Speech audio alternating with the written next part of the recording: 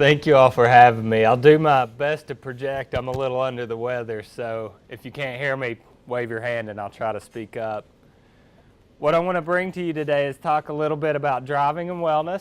Okay, it can be a sensitive subject. You know, driving is kind of one of our first rites of passage as an adult. So it's something that we feel like it's a right, but it's often it's really a privilege, and we need to have some awareness and information so we can make a good choice with this social responsibility. A little bit about me. I'm an occupational therapist. Occupational therapy, we look at how you do within your home and your community. So it's on the therapy end of the spectrum of healthcare, and we want to promote independence and wellness. Okay, I've been an occupational therapist for 13 years. The last 10 years I've worked with only neurological issues. And for 4 years I did part-time driving evaluations for Roger C. Peace. Again, this is a really deep subject, so we're just going to kind of scratch the surface today. I just want to give you as much information as possible, and then at the end of this little lecture I'll give you some contact information. So if you have some specific questions, I'm always free to answer, okay? So a couple of objectives I want to try to get across today is number one, dispelling some myths. We're going to talk about some potential risk factors.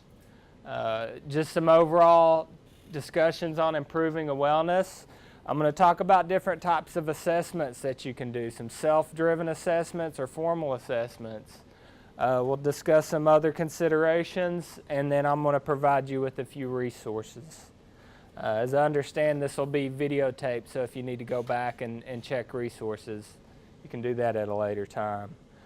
We just want to keep in mind, again, driving and community is a multi-dimensional task. So we're going to just talk about a few different facets of what that means. The biggest thing to remember is you are in control of your own fate. So the more you can stay informed, the better you can make some decisions. Couple of myths on older drivers. All older drivers are bad drivers. Everybody else. I guarantee you I can take you to Easley High School and we can go around the parking lot and count the dents in cars. Age has nothing to do with your ability to drive, okay? At a certain age, everyone will have to stop driving. This is not true. When you turn 55, you don't take your license to the DMV and they get the big scissors out and chop it in half. People stop driving at different ages for all different reasons. Number three, most physicians know how to identify or counsel those who are likely to experience driving difficulty. Physicians spend so much time managing medications, managing diagnoses, that some of these topics kind of get pushed to the back. So yes, they are attuned to assessing individuals, but to provide that depth of counseling for such a complex task is really challenging. And then when older drivers have difficulties, they don't want their families involved.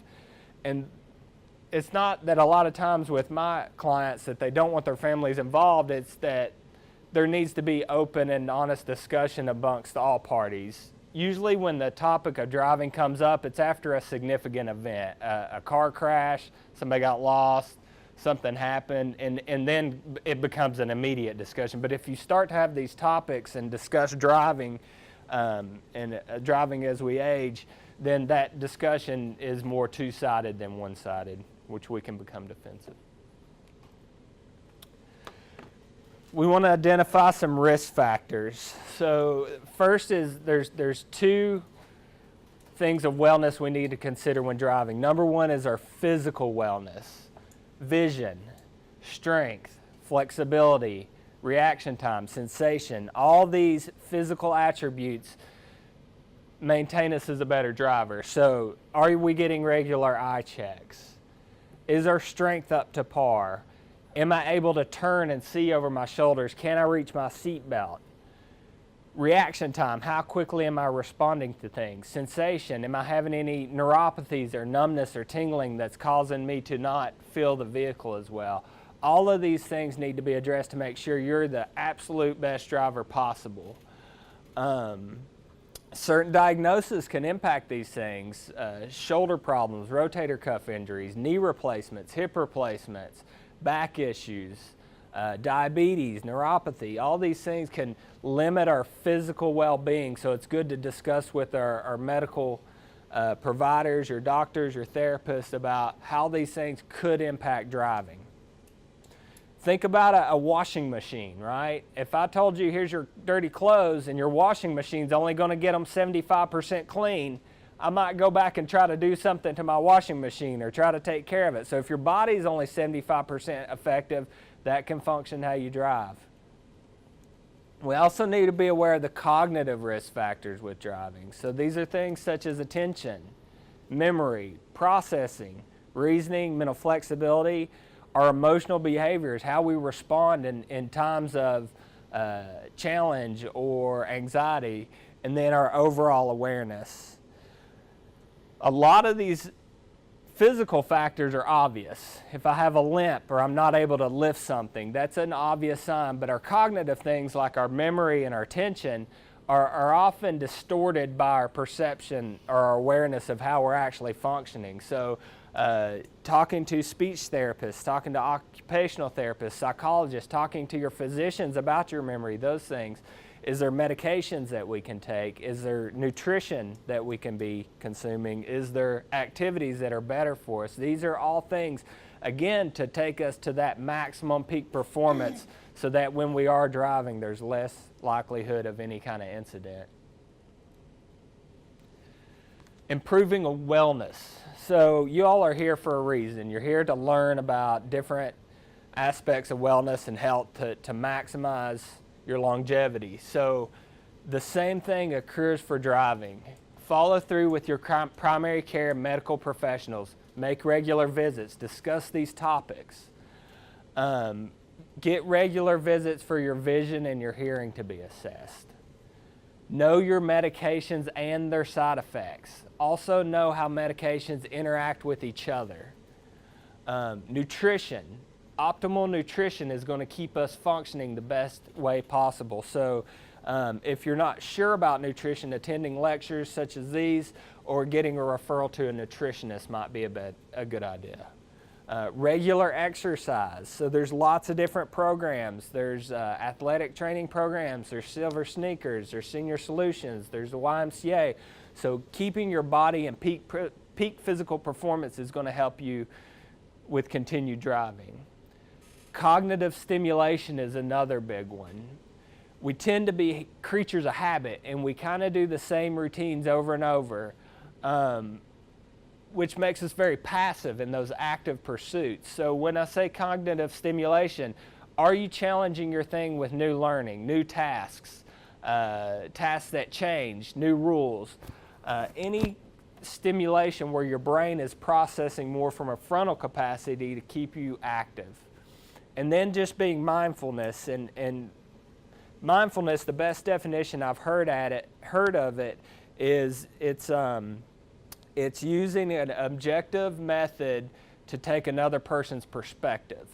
So when people may make mentions of our overall wellness, how are we receiving that information? Are we defensive? Are we open? Are we seeing their perspective? Or are we considering other people's perspectives?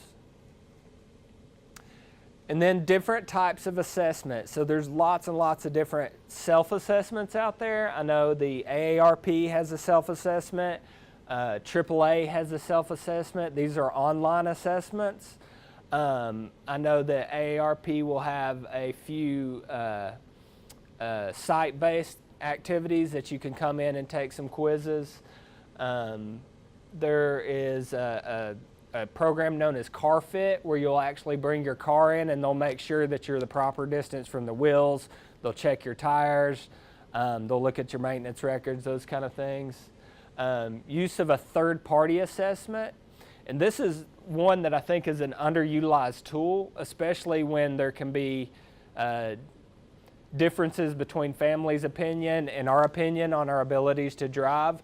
911 Driving School is a school in Greenville. This is run by former highway patrolmen.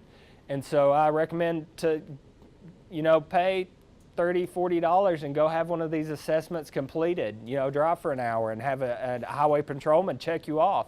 That way you can at least come back to anybody and say, look, I've driven with somebody who's said I'm okay to drive at this time. There is a formal evaluation done at Roger C. Peace. There's only a few locations in the state that do these evaluations. These evaluations are usually referred by your physician, and these are in our more severe cases. So somebody with a later onset of dementia, who may have a spinal cord injury, traumatic brain injury, stroke, who have a significantly higher risk of driving due to a health issue.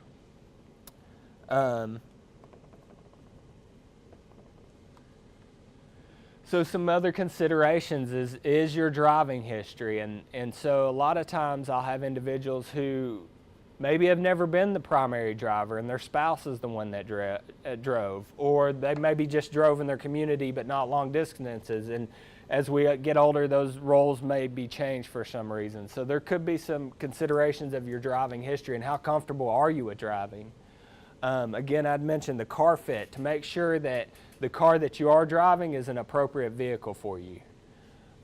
Knowing your car, a lot of new cars have a lot of new symbols on them, they have a lot of new functions on them, they have computers, so understanding all the functions of your car. If something does occur, who do you go to fix it? Do you have numbers to call? Do you have a cell phone available? Knowing how to get in touch with the individuals when we're on the road. Vehicle modifications is a really big subject. I just wanted to leave it there, and that the fact that if you have an injury that limits you from physically driving a car, there are modifications out there. These modifications need to be done through that formal driving assessment. These are things such as driving from a wheelchair, driving with hand controls. There are some other low-tech modifications that it can be done during the car fit, but for the major modifications, those need to be done through a formal driving assessment. And then understanding your community resources. So do you have the ability to get transportation if you cannot drive? Unfortunately, in the way our communities are set up, public transportation is not the best option.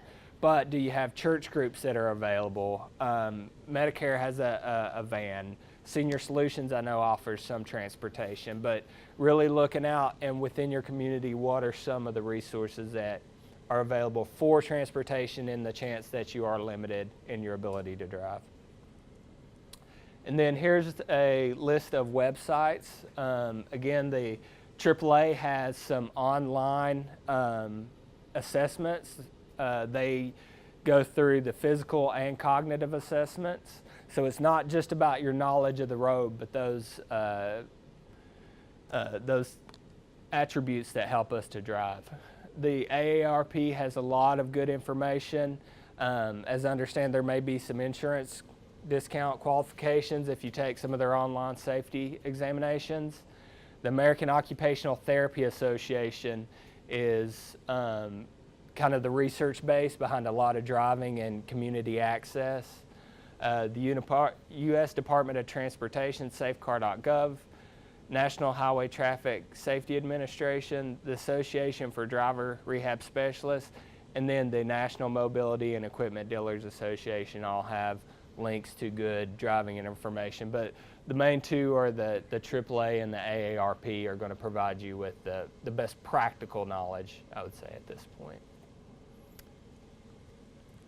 So here's my contact information. I'm the outpatient occupational therapist. We just opened a outpatient therapy facility in Clemson at the Patrick Square community. So if you're ever out that way, feel free to drop by. Here's my email and then my phone number. Again, if you have any questions, I'd be more than happy to provide those. I know this is a big subject and I kind of covered the generals, so if anybody has any other questions.